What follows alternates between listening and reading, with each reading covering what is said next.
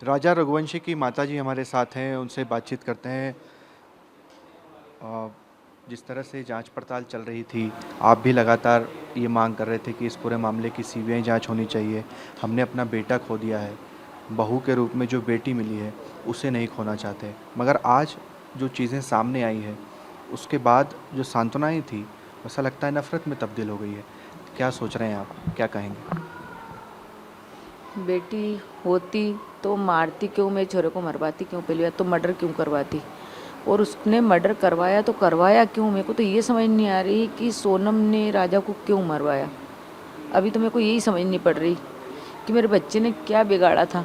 ये मेरा फूल जैसा बच्चा, मतलब उसको नहीं रहना था उसके साथ तो मुँह नहीं रहती, मगर उसने इतना बड़ा कदम उठाया तो कैसा उठाया। मैं तो बस एक ही सवाल यही पूछना चाहती कि उसने क्यों मरवाया, बस उसकी गलती क्या थी। आपका जो एक लास्ट ऑडियो था बातचीत का, जिसमें आप पूछ रही थी, बेटा तूने कुछ खाना खाया, आज उपवास है, मुझे याद आया कि मेरी बहू ने कुछ खाया। वो बताती हैं कि घना जंगल है। वो भी बड़ा मार्मिक है कि देखिए आप कितनी चिंता कर रही हैं कि तूने कुछ। उसके बाद इस तरह की चीज़ें कि राजा को अकेले आके छोड़ दिया, और ये सारी की सारी चीज़ें। वही तो मेरे को समझ नहीं आ रहा है कि सोनम ने ऐसा क्यों करा। मैं उसकी इतनी फिक्र कर रही थी। मैंने बोला राजा से बात करा दो, तो राजा का फ़ोन अभी भी चालू नहीं हुआ क्या। तो उन्होंने क्या बोला कि नहीं मम्मी अभी भी नहीं हुआ, मैं चढ़ाई चढ़ रही हूँ, सांस फूल रही हूँ, कुछ खाने को अच्छा नहीं मिल रहा है। ऐसी सारी बातें हम दोनों सास बहू के बीच में हुई थी। मगर उसने इतना क्यों नहीं सोचा कि उसकी माँ इतना ख्याल रख रही है तो मैं उसके लड़के के साथ ऐसा करूँगी। और व्रत का दिखावा क्यों किया उसने। अगर उसने व्रत करा था तो उसी दिन मेरे बच्चे के साथ ऐसा क्यों किया उसने। पहली बात तो मेरे को ये समझ नहीं आ रही है। और मेरे बच्चे के साथ उसी दिन हादसा हुआ था जिस दिन उसका व्रत था। तो क्योंकि मेरे को रात को बहुत बेचैनी सी हुई थी, मेरे को बिल्कुल नींद नहीं आ रही थी। तो मैंने दूसरे दिन सुबह उठते से ही फ़ोन लगाया, इतने फ़ोन लगाए सोनम के नंबर पे, राजा के नंबर पे, स्विच ऑफ स्विच ऑफ। राजा का तो पहले से ही बंद था, क्योंकि मैंने जब भी तो सोनम के नंबर पे बात करी थी और सोनम से यही पूछा था कि उनका फ़ोन चालू हुआ कि नहीं राजा का। तो बोले नहीं मम्मी अभी तो नहीं हुआ, बस इसने इतना ही बोला था और बात कराती हूँ बोले कि। ये कि उस पूरे टूर में क्या बात नहीं करवाती थी आपकी राजा से, वीडियो कॉल पर या नॉर्मल कॉल पर?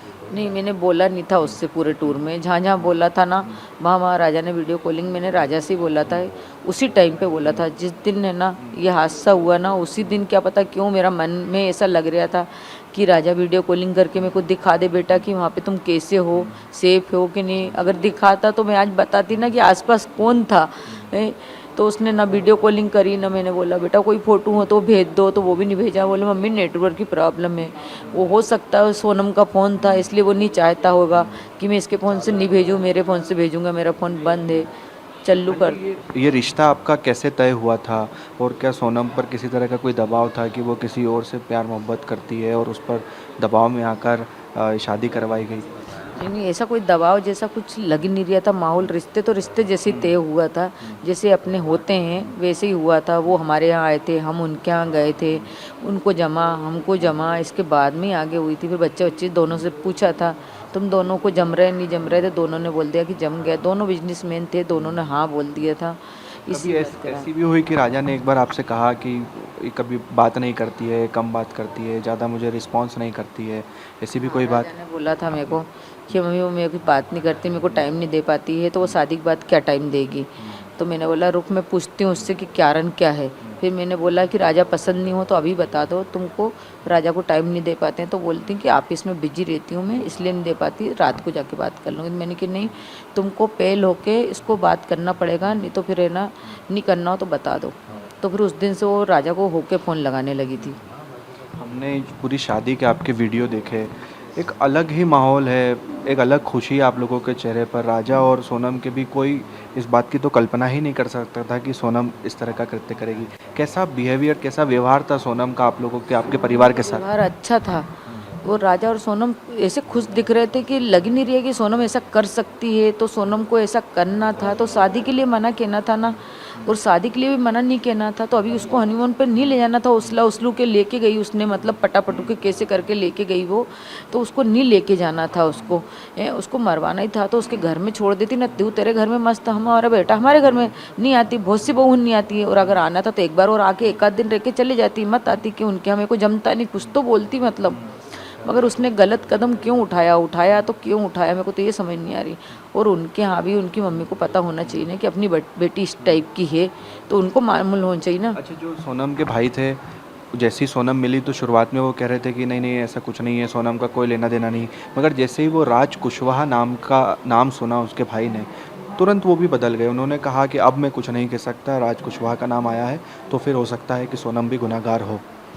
नहीं तो वो उनके भाई को कुछ नॉलेज नहीं था, अपन झूठ क्यों बोलो, विपिन उनके साथ 10 दिन रह के आया है, ऐसी कोई बात नहीं थी। अगर उसको मालूम होता तो वो इतनी तेज़ी से ढूंढता भी नहीं और वहाँ नहीं रहते वो बेचारे बच्चा, क्योंकि उसको कुछ नहीं मालूम। ये मालूम होगा तो उनकी माँ को पता होगा।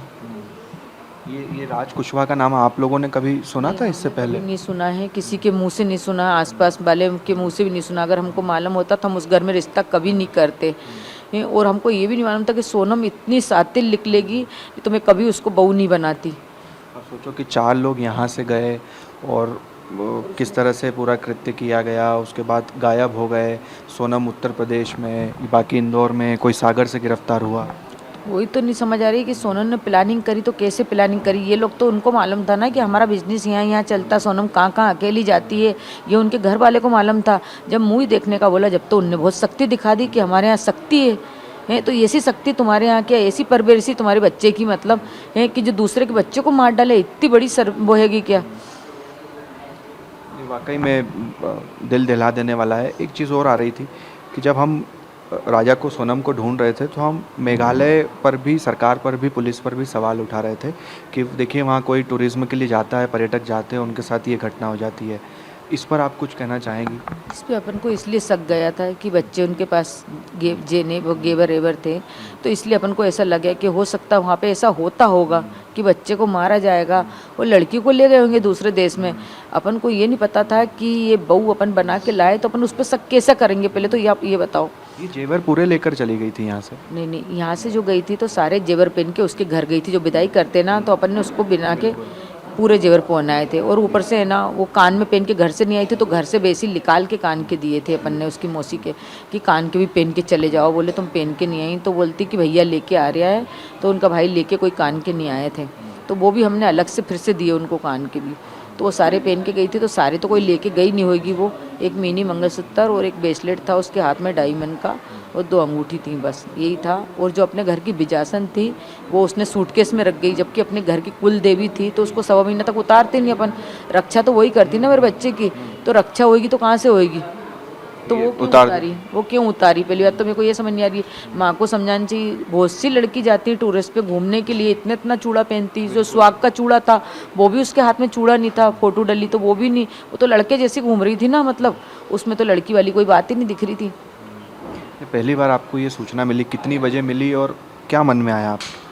ये सूचना सुबह सुबह, हम तो सो रहे थे, सुबह से फ़ोन आने लगे थे 7 बजे से कि ये ना सोनम मिल गई, सोनम कातिल, सोनम मिल गई, सोनम कातिल। तो हमारे तो पेरे तरफ की ज़मीन ही फिसल गई। उसके पापा से तो देखे ही नहीं गए यार, और वो तो एक ही नहीं कर रहे कि नहीं वो ऐसा नहीं कर सकती, वो ऐसा नहीं कर सकती। अपनी समाज में अभी तक तो ऐसा हुआ नहीं, मगर ये बात तो हमको अंदाजा ही नहीं था कहीं से कहीं इससे तक। पहले भी आंटी कई केसेस आए हैं, अभी मेरठ का था, वो नीले ड्रम में बंद कर दिया। और इस पर आपको लगता है कि ऐसा भी हो सकता है? आप उस पे गौर करा था ना, तभी तो थोड़ा सा शक सा गया था कि सोनम अपने बेटे के साथ तो कहीं ऐसा नहीं करके चली गई है। फिर भी अपन ने विचार लाया कि नहीं, अपने घर की बहू है, अपन उसको गलत नहीं बोल सकते हैं, जब वो मिलेगी तभी खुलासा होगा। अब आप क्या चाहते हैं, क्या सज़ा हो इन आरोपियों को, इन दोषियों को, इन हत्यारों को? अभी तो मैं यही चाहती हूँ कि उनके पीछे और कितने हैं, अभी कितने पकड़ाए हैं, कितने हैं, वो लड़के उनसे और सख्ती से वो कर सकें कि वो लड़की को, वो लड़के ने उकसाया कि वो लड़की ने होके उन लोगों को फ़ोन लगा लगा के बुलाया था, बात क्या है वो और उजागर हुए तो और अच्छा रहे। और अगर सोनम ने गलती करी है तो सोनम को तो सज़ा मिलेगी सरी, और उसके साथ जो उसके अपराधी जो भी हैं उनको सबको कड़ी से कड़ी सज़ा मिलेगी। सरकार कि फांसी की सज़ा हो ऐसे लोगों को? नहीं तो ऐसे लोगों को तो फांसी की सज़ा होना चाहिए ना। समाज में मतलब बदनाम कर दिया, बहुत बड़ा काम करा है, समाज की लड़कियों उनको मतलब नीचे दिखवा रही, वो तो कितना बड़ा काम है ये। चलिए, तो राजा रघुवंशी की माताजी हमसे बातचीत कर रही थी, काफ़ी दुखी हैं और यही बात करी है कि उन्होंने सपने में भी नहीं ये सोचा था कि उनकी बहू, जिसे वो बेटी मानते थे, वो इस तरह का कृत्य करेगी। और साथ ही साथ राजा की माँ अब ये भी मांग कर रही है कि ऐसे दोषियों को, ऐसे हत्यारों को फांसी की सज़ा होनी ही चाहिए। कैमरा पर्सन मुकेश के साथ शुभम गुप्ता, TV9 भारतवर्ष, इंदौर।